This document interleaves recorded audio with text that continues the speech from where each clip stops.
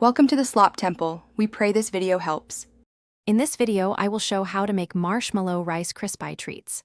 First, let's gather our simple ingredients. You'll need 3 tablespoons of unsalted butter, 1 10-ounce bag of mini marshmallows, and 6 cups of crispy rice cereal. Also, make sure you have a 9 by 13-inch baking pan lightly greased and ready to go. These few items are all it takes to create a truly delightful and easy dessert that everyone will love. Now let's get cooking. In a large pot, melt 3 tablespoons of butter over low heat. Once the butter is fully melted, add the entire 10-ounce bag of mini marshmallows. Stir constantly with a spatula until the marshmallows are completely smooth and gooey.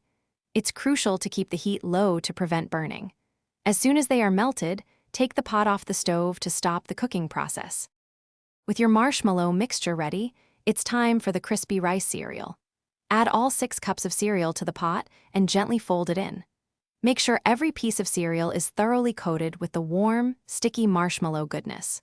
Once combined, transfer the entire mixture into your greased 9 by 13-inch baking pan. Use a buttered spatula or wax paper to press it down firmly and evenly. Almost there, let your delicious Rice Krispie treats cool completely at room temperature. This usually takes about 30 minutes, allowing them to set perfectly. Once firm, use a sharp knife to cut the large slab into 24 uniform squares. These treats are best enjoyed fresh, but you can store any leftovers in an airtight container for up to 3 days.